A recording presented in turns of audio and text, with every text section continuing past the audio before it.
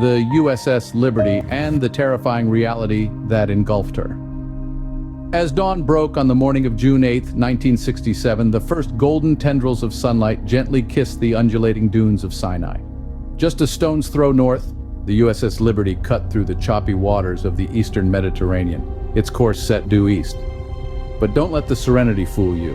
It was the calm before a storm, a deceptive tranquility that lured you in, only to ensnare you in its deadly grasp.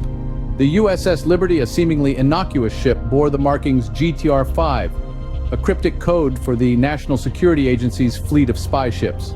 As the ship sailed past the sleepy desert town of El Arish, eyes from above scrutinized it.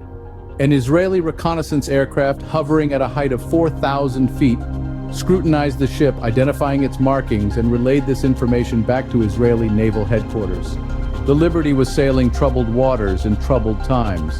The Six-Day War was in full swing, with Israeli forces launching a large-scale assault on Egypt, Syria, and Jordan. At dawn, the 5th of June, war broke out. The Israel Defense Forces were already prepared to repel any aggression. When war broke out, the Air Force silenced the Egyptian airfields together with the aircraft.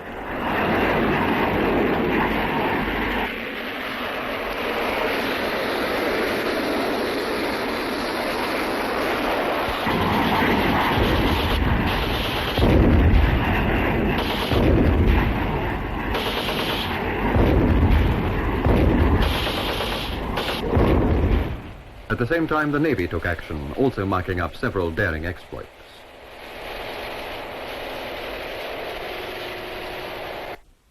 The Israel armored divisions roared into Sinai. The attacking army of Egypt, after a bitter struggle, was smashed and beaten to pieces.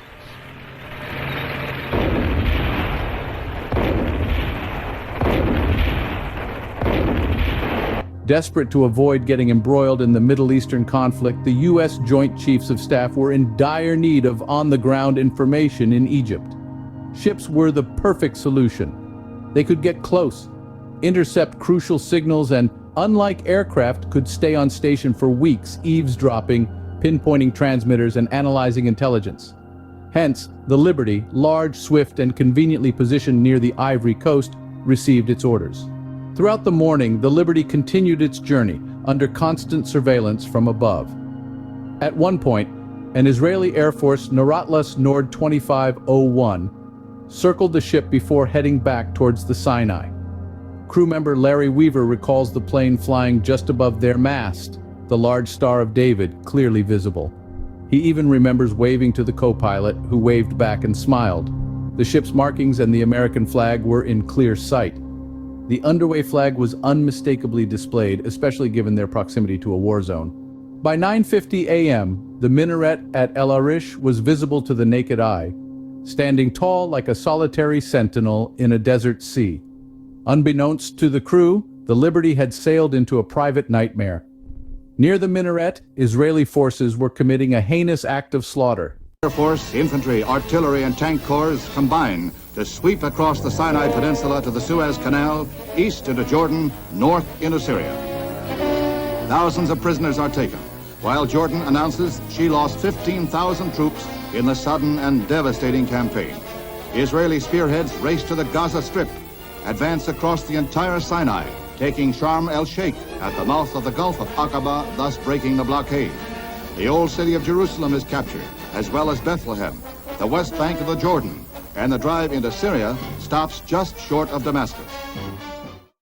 3 days after Israel had launched the Six-Day War, Egyptian prisoners in the Sinai had become a nuisance. There was no place to house them, not enough Israelis to watch them, and few vehicles to transport them to prison camps. But there was another way to deal with them. As the Liberty sat within eyeshot of El Arish, eavesdropping on surrounding communications, Israeli soldiers turned the town into a slaughterhouse, systematically butchering their prisoners. An eyewitness recounted how in the shadow of the El Arish mosque, they lined up about 60 unarmed Egyptian prisoners, hands tied behind their backs, and then opened fire with machine guns until the pale desert sand turned red. This and other war crimes were just some of the secrets Israel had sought to conceal since the start of the conflict. An essential element in the Israeli battle plan seemed to have been to hide much of the war behind a carefully constructed curtain of lies, lies about the Egyptian threat, lies about who started the war, lies to the U.S. president, lies to the UN Security Council, lies to the press, lies to the public. Thus, as the American naval historian Dr. Richard K. Smith noted, any instrument which sought to penetrate this smokescreen so carefully thrown around the normal fog of war would have to be frustrated. Into this sea of deception and slaughter sailed the USS Liberty, an enormous spy factory loaded with the latest eavesdropping gear. About noon, as the Liberty was again in sight of El Arish, and while the massacres were taking place, an army commander there reported that a ship was shelling them from the sea, but that was impossible. The only ship in the vicinity was the Liberty, and she was eavesdropping, not shooting. As any observer would have recognized, the ship was a tired old Second World War vessel, crawling with antennae and unthreatening to anyone, unless it was their secrets, not their lives, they wanted to protect. By then, the Israeli Navy and Air Force had conducted more than 6 hours of close surveillance of the Liberty off the Sinai and must have positively identified it as an American electronic spy ship. They knew she was the only military ship in the area. Nevertheless, the order was given to kill her, and at 12:05 p.m., 3 motor torpedo boats from the port of Ashdod, about 50 miles away, departed. Israeli Air Force fighters loaded with 50mm cannon ammunition, rockets, and napalm followed. Without warning, the Israeli jets, swept-wing Dassault Mirage 3Cs, struck. On board the Liberty, Lieutenant Painter observed that the aircraft had absolutely no markings, their identity unclear. He then attempted to reach the men manning the gun mounts, but it was too late. I was trying to contact these 2 kids, he recalled, and I saw them both. Well, I didn't exactly see them as such. They were blown apart, but I saw the whole area go up in smoke and scattered metal. At about the same time, the aircraft strafed the bridge area. The quartermaster, Petty Officer 3rd Class Pollard, was standing right next to me, and he was hit. The Mirages raked the ship from bow to stern with armor-piercing lead. A bomb exploded near the whaleboat aft of the bridge, and those in the pilot house and the bridge were thrown from their feet. Commander William L. McGonigal grabbed for the engine order annunciator and rang up all-ahead flank. In the communication spaces, radio men James Hallman and Joseph Ward had patched together enough equipment and broken antennae to get a distress call off to the 6th Fleet, despite intense jamming by the Israelis. "Any station, this is Rockstar," Hallman shouted, using the Liberty's voice call sign. "We are under attack by unidentified jet aircraft and require immediate assistance." At 2:09 p.m., the aircraft carrier USS Saratoga, operating near Crete, acknowledged Liberty's cry for help. "I am standing by for further traffic," it signaled. After taking out the gun mounts, the Israeli fighter pilots turned their attention to the antennae so the ship could not call for help or pick up any more revealing interceptions. Then the planes attacked the bridge, killing instantly the ship's executive officer. With the Liberty now deaf, blind, and silenced, unable to call for help or move, the Israeli pilots proceeded to torture her. Designed to punch holes in the toughest tanks, their shells tore through the Liberty's steel plating like hot nails through butter, exploding into jagged bits of shrapnel and butchering men deep in their living quarters. As the slaughter continued, neither the Israelis nor the Liberty crew had any idea that witnesses were present high above. Until now, that is. According to information, interviews, and documents obtained for nearly 35 years, the NSA has hidden the fact that one of its planes, a Navy EC-121 Ferret, was overhead at the time of the incident, eavesdropping on what was going on below. The interceptions from that plane, which answer some of the key questions about the attack, are among the NSA's deepest secrets. The Ferret had taken off from Athens for its regular patrol of the Eastern Mediterranean. At about the time that the air attack was getting underway, Navy Chief Petty Officer Marvin Nowicki heard one of the other Hebrew linguists on the plane excitedly trying to get his attention on the secure intercom. "Hey, Chief," he shouted, "I've got really odd activity on UHF. They mentioned an American flag. I don't know what's going on." Nowicki asked the linguist for the frequency, and rolled up to it. "Sure as the devil," said Nowicki, "Israeli aircraft were completing an attack on some object." I alerted the evaluator, giving him sparse details, adding that we had no idea what was taking place. Deep down in Liberty, Terry McFarland, head encased in earphones, was vaguely aware of flickers of light coming through the bulkhead. He had no idea that they were armor-piercing tracer bullets slicing through the ship's skin. Larry Weaver had run to his general quarters station, but it was located on an old helicopter pad that left him exposed and vulnerable. He grabbed a dazed shipmate and pushed him into a safe corner. "I said, Fred, stay here. You've just got to, because he's coming up the center," Weaver recalled. "I got in the fetal position," he said, "and before I closed my eyes, I looked up and I saw the American flag, and that was the last thing I saw before I was hit. I closed my eyes just waiting for hell's horror to hit me, and I was hit by rocket and cannon fire that blew 2.5 feet of my colon out, and I received over 100 shrapnel wounds. It blew me up in the air about 4.5, 5 feet, and just blood everywhere." Stan White raced through the sick bay for the enclosed NSA spaces. "Torn and mutilated bodies were everywhere," he said. "Horrible sight." As soon as the Mirages pulled away, they were replaced by Super Mystery fighters, which raked the ship. A later analysis would show 821 separate hits on the hull and superstructure. Now, in addition to rocket, cannon, and machine gun fire, the Misters attacked with 1,000-pound bombs and napalm. Deafening explosions tore through the ship, and the bridge disappeared in an orange and black ball. Lying wounded by shrapnel, his blood draining into his shoe, was Commander McGonigal. Seconds later, the fighters were back. Flesh fused with iron as more strafing was followed by more rockets, followed by napalm. As the last fighter departed, having emptied out its onboard armory, turning the Liberty's hull into a flaming mass of gray Swiss cheese, sailors lifted mutilated shipmates onto makeshift stretchers of pipe frame and chicken wire. Damage control crews pushed through passageways of suffocating smoke and blistering heat, and the chief petty officer's lounge was converted into a macabre sea of blood-soaked mattresses and shattered bodies. After landing back at Athens airport, Nowicki and the intercept crew were brought directly to the processing center. "By the time we arrived at the USA 512J compound," he said, "collateral reports were coming into the station about the attack on the USS Liberty. The NSA civilians took our tapes and began transcribing. It was pretty clear that Israeli aircraft and motor torpedo boats attacked a ship in the East Med. Although the attackers never gave a name or a hull number, the ship was identified as flying an American flag. We logically concluded that the ship was the USS Liberty. At 2:50 p.m. Liberty time, 50 minutes after the first shells tore into the ship, and as the attack was still going on, the aircraft carrier USS America, cruising near Crete, was ordered to launch 4 armed A-4 Skyhawks. At the same time, the carrier USS Saratoga was also told to send 4 armed A-1 attack planes to defend the ship. "Sending aircraft to cover you," the 6th Fleet told the Liberty at 3:05 p.m., 9:05 a.m. in Washington.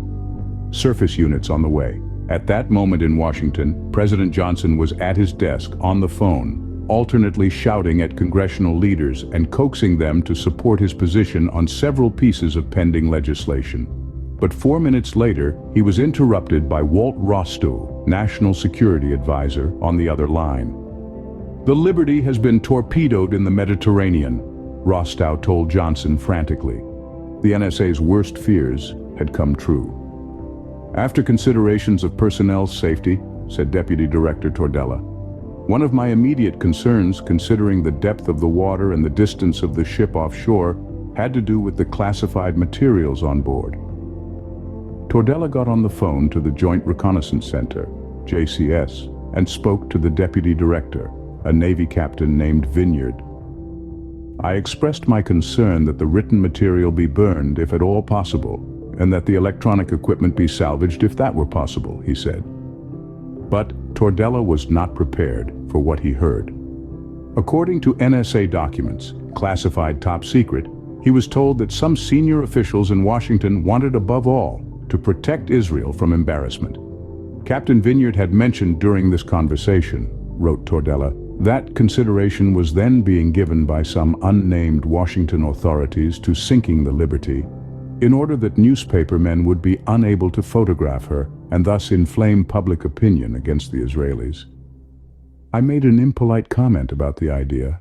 Almost immediately, Tordella wrote a memorandum for the record describing the conversation and then locked it away.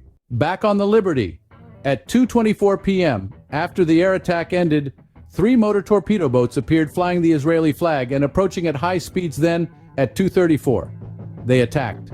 They opened fire with 20 and 40 millimeter guns and torpedoes. 5 torpedoes were fired in total. 1 passed astern, a second may have passed beneath the ship, and the third exploded just below the waterline on the starboard side, tearing a 39-foot wide hole in the hull. The torpedo boats continued to fire armor-piercing projectiles into the ship for 40 minutes. 3 lifeboats that were still usable were secured and dropped over the ship's side. The attackers shot up 2 of the lifeboats and carried the 3rd lifeboat away. Shortly afterward, more jet fighters and 2 assault helicopters carrying armed troops appeared. However, before the final assault, these aircraft suddenly departed, although severely wounded. Commander McGonigal remained at the helm to guide the ship out of shallow water. Before the torpedo boats attacked, 4 U.S. jets were launched to help the U.S. ship. However, they were soon recalled on order of the U.S. Secretary of Defense. The reason given for the recall was that these planes were carrying nuclear weapons. About 95 minutes later, another wave of U.S. planes was launched, but it was subsequently recalled on order of the U.S. President. The U.S. ship did not receive any aid from the Navy until around dawn the next day, when 2 U.S. destroyers finally arrived. Meanwhile, back on land, the effort to hush up the incident had already begun. Within hours of the attack that left 34 men dead and 2/3 out of the 294 crew members wounded, Israel asked President Johnson to quietly bury the incident. Embassy Tel Aviv said a highly secret, very limited distribution message to the State Department urged de-emphasis on publicity, since proximity of vessel to scene of conflict was fuel for Arab suspicions that the U.S. was aiding Israel. Shortly thereafter, a total news ban was ordered by the Pentagon. No one in the field was allowed to say anything about the attack. All information was to come only from a few senior Washington officials. About 95 minutes into the attack, Johnson took the unusual step of ordering the JCS to recall its second-wave fighters, while the Liberty still lay smoldering, sinking, fearful of another attack, and with its decks covered with the dead, dying, and wounded. On board the flagship of the 6th Fleet, Rear Admiral Lawrence R. Geis, who commanded the carrier force in the Mediterranean, was angry and puzzled at the recall and protested to the Secretary of Defense, Robert S. McNamara. Geis was shocked by what he heard next. President Lyndon Johnson came on with a comment that he didn't care if the ship sunk. He would not embarrass his allies. Geis told Lieutenant Commander David Lewis, head of the NSA group on the Liberty, about the comment, but asked him to keep it secret until after Geis died. It was a promise that Lewis kept. In the days following the attack, the Israeli government gave the U.S. government a classified report that attempted to justify the claim that the attack was a mistake. On the basis of that same report, an Israeli court of inquiry completely exonerated the government and all those involved. No one was ever court-martialed, reduced in rank, or even reprimanded. On the contrary, Israel chose instead to honor motor torpedo boat 203, which fired the deadly torpedo at the Liberty. The ship's wheel and bell were placed on prominent display at the Naval Museum, among the maritime artifacts of which the Israeli Navy was most proud. Despite overwhelming evidence that Israel had attacked the ship and killed the American servicemen deliberately, the Johnson administration and Congress sweep the entire incident under the rug. Johnson, eyeing the presidential run the following year, needed the support of pro-Israel voters. The Navy ordered the sailors not to discuss the attack with anyone and split up and reassigned the crew. While the ship was limping to a dry dock in Malta, accompanied by the USS Little Rock CLG-4, the USS America CVA-66, the USS Davis DD 937, and USS Papago ATF 160. The Navy convened a formal court of inquiry. Strangely, the court's mission was not to investigate the attack, but to determine whether any shortcomings of the crew had contributed to the injuries and deaths that resulted from the attack. The court only had 1 week to report, which led to what Rear Admiral Merlin Sterling, the Navy's former Judge Advocate General, later described as a hasty, superficial, incomplete, and totally inadequate inquiry. After undergoing repairs, she departed Valletta the 16th of July for the United States in company with the USS Papago. A mistake or mass murder? It was a question Congress never bothered to address in public hearings at the time. In June 1982, the ship's crew members reunited for the first time and formed an association with, among others, the goal of obtaining a congressional investigation of the attack and of bringing the true story to the American people. Among those who have long called for an in-depth congressional investigation is Admiral Thomas Moorer, who went on to become chairman of the Joint Chiefs of Staff. Congress to this day, he said, has failed to hold formal hearings for the record on the Liberty affair.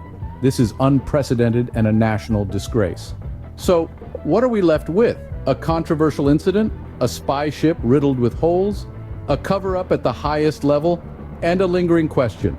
What really happened to the USS Liberty that fateful day in 1967?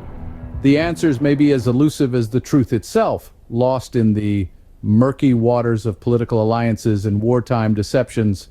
Remember, history isn't just about the facts we know, but also about the secrets we uncover. And the story of the USS Liberty is a poignant reminder of that. Until next time, keep questioning, keep exploring, and keep discovering the hidden chapters of our past.